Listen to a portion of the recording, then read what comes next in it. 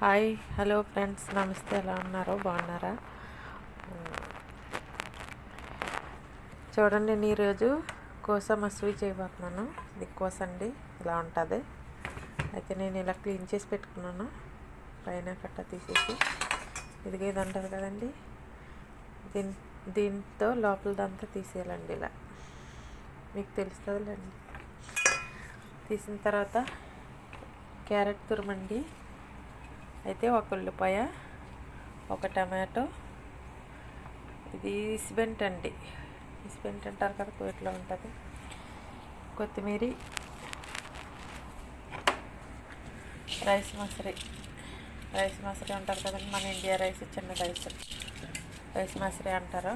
అయితే బంగాళదుంపలు ఇలా రౌండ్గా కట్ చేసుకుని ఒక బౌల్లో ఇలా కింద పెట్టుకోవాలండి. బతాతో బంగాళదుంపలు,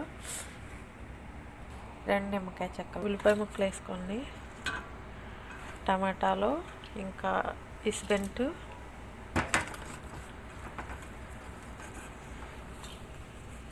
కొద్దిగా కొత్తిమీర, నిమ్మకాయ చెక్కలు పిండుకోవాలండి. దీంట్లో 2 చెక్కలు అంటే ఒక నిమ్మకాయ, సరేనండి. కొద్దిగా పసుపు, కొద్దిగా జీలకర్ర పౌడరు,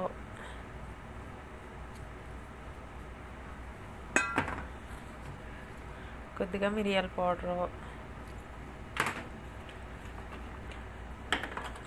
ఆలివ్ ఆయిల్ కొద్దిగా వేసుకోవాలండి. ఆలివ్ ఆయిల్,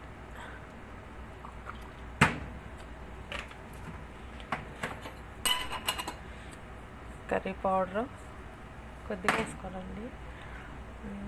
తర్వాత సరిపడా ఉప్పు అండి, క్యారెట్ తురుమండి. చూడండి, ఇవన్నీ బాగా కలిపేసుకుందాము.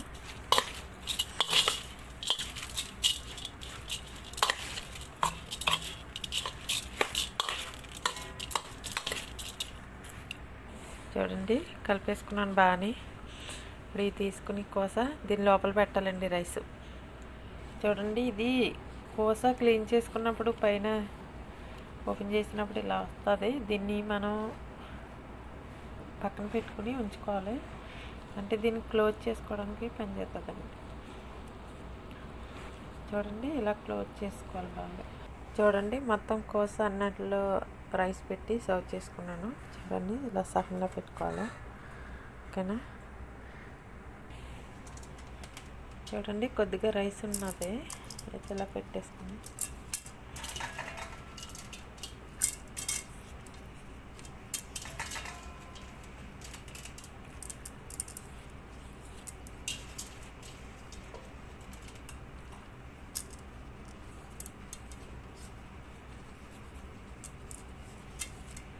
చూడండి, ఒక గిన్నె తీసుకున్నాను. దీంట్లో వాటర్ వేసుకున్నాను. కొద్దిగా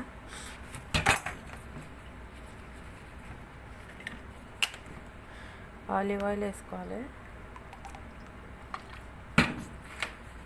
తర్వాత కొద్దిగా మిరియాల పొడి అండి,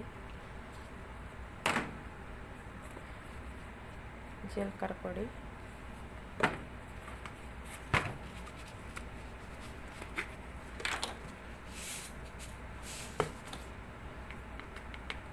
కొద్దిగా ఉప్పు అండి, అంటే సరిపడా వేసుకోవాలండి. ఆల్రెడీ కోసలో సాల్ట్ వేసుకున్నాం కదండి, దీంట్లో కూడా కొంచెం సాల్ట్ వేసుకోవాలి.